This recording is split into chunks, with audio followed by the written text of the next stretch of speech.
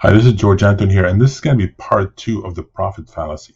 So by now you understand the problem, and you can see how many investors are actually losing their shirt not understanding this problem. And so what I'm going to do now in this video, in part 2, I'm going to talk about the solution. But here's one thing I want you to realize is we're still working on level 1. These are just wealth principles. As you progress through the higher levels, we're going to start structuring, putting things together, building blocks and strategies to avoid things like this. Also, for anyone wanting a copy of the drawing, download the PDF of that right below this video. You'll see a link in the description. Go ahead and download that. In fact, I would highly recommend you read some of the description we have because we always have links to videos in there that might be very appropriate or correspond to the one you just watched. So with that, buckle up and let's just dive in. Okay, so let's go ahead and continue with part 2. So this is the profit fallacy. And this is part 2. So let's go back to what I had before. I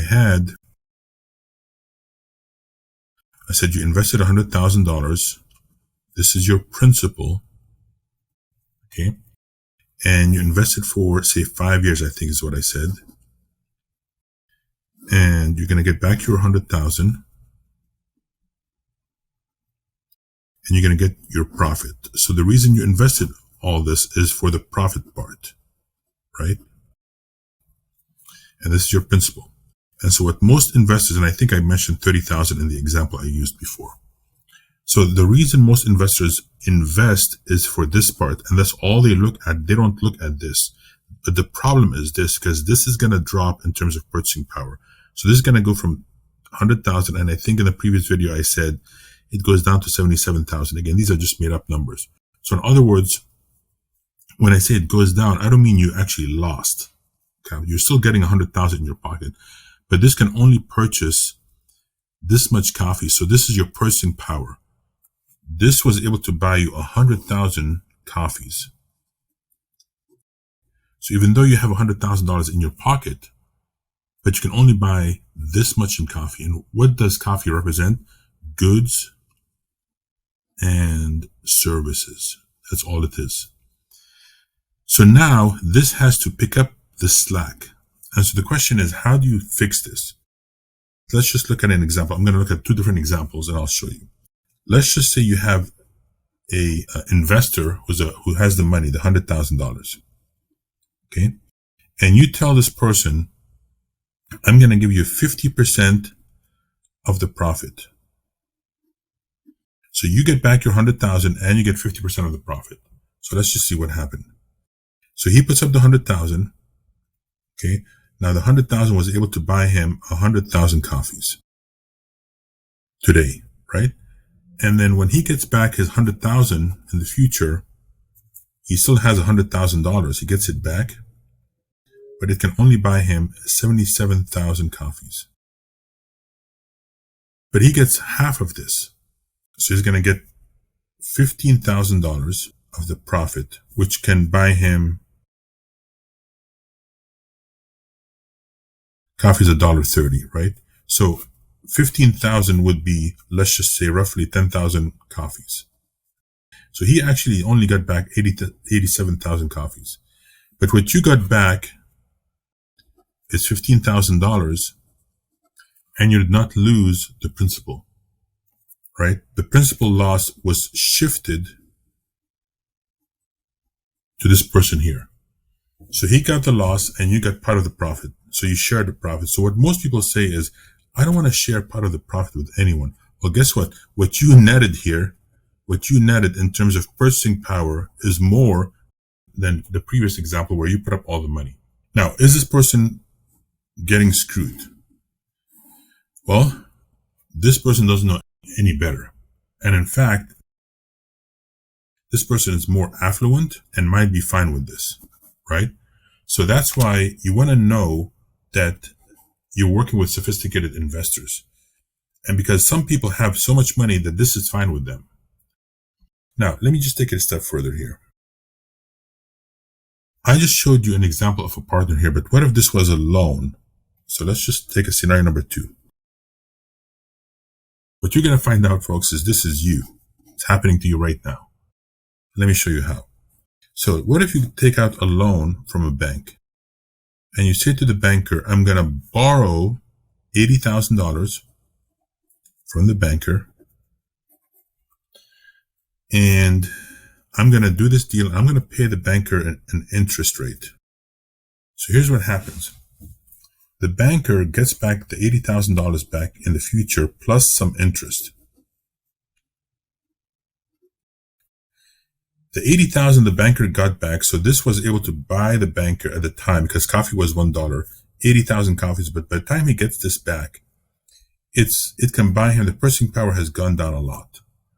But with the interest rate is so little relative to this that altogether their purchasing power went down. And you might be thinking, well, why would a banker do this? I'm going to show you why in a second. So all you did was you put in here 20% or $20,000, because he only lent you 80,000. You put in 20,000. So what you lost is so insignificant. So out of your 20,000, you get back your $20,000 plus your profit. But your 20,000 only went down by a little bit. Okay, so let's go ahead and do this. So 20,000 divided by 1.3. So you got back 15,000. Let's just say 400, just to keep it simple. 400 coffees. Your $20,000 can buy you 15,400 coffees. So this is how much you lost. You lost 4,000 because you were able to buy 20,000 coffees. You lost 4,600 coffees. So this is how much you lost, but you gained it with this profit because you kept all the profit. So in other words, you only went down a little bit and you went up a lot with the profit. What am I saying here? I'm saying, let's go back to the previous video. We said there are two things you have to focus on. Maximize profit, and two, minimize loss of principal in terms of purchasing power. Well, we just did that.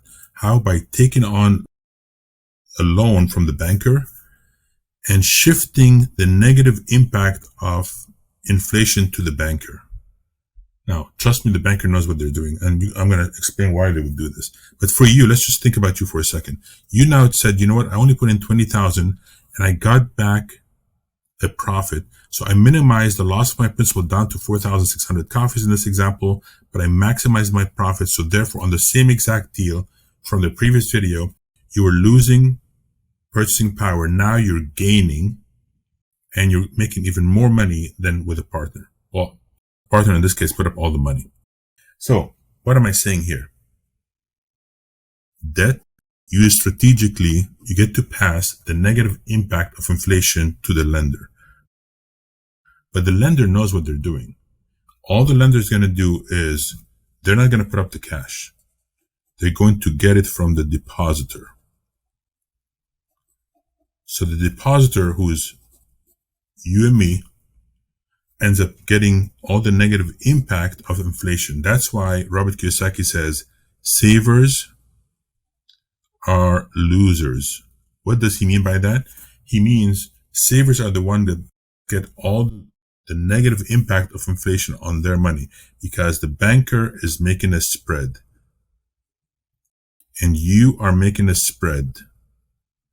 And so what happens is, the ones that know how to play the game of spreads are the ones that win. I'm going to say that again. Investors that play the correct game of spreads win. Look at this. Because what happens is the sophisticated investor knows how to pass the negative impact of inflation to someone else, in this case the banker, so they know how to maximize profit and minimize the loss of principal. Otherwise, you're going to be losing and moving backwards. You have no choice, but you have to play the game. That's why Robert Kiyosaki says, use leverage, because leverage pass the negative impact of inflation to someone else. Now, let's just step back for a second. What I'm sharing with you here is this. You have no choice. Avoid the profit principle. It's really the profit fallacy by passing the negative impact of inflation to the person that puts up the principal. Think about how powerful that is. He who puts up the principal in a deal is going to lose the negative impact of inflation. He who puts up the capital for this principal is going to lose. I just showed you the partner. And guess what? This is the bank doing this to you, because ultimately you end up putting the principal through your money into the deal. And that's why you end up losing. If you are this person, you cannot be putting the principal here, because you're going to lose more than you gain in the profit. Hopefully this is opening your eyes, and you can see why most investors have no clue. And yet they're doing this every single day. They're moving backwards financially, thinking they're profiting, but in reality, they're losing more in the principal in terms of purchasing power. Okay, with that, keep watching these videos, and let's just help you change your life. So hopefully you enjoy that content. If you want more of that, go ahead and like and subscribe to our channel. We are big believers in sharing content and training that can change your life. Also, for anyone wanting a copy of the drawing I just did, download the PDF of that right below this video. You'll see a link in the description. Go ahead and download that. In fact, I would highly recommend you read some of the description we have, because we always have links to videos in there that might be very appropriate or correspond to the one you just watched. Now, as a company, all we do day in and day out is we help people like you start seeing a transformation in their life. We focus on implementation. So anytime you're ready, we're here for you. Go ahead and click on the link below and let us know when you're ready, and we'll get you going. Okay. So with that, I'll see you in the next video.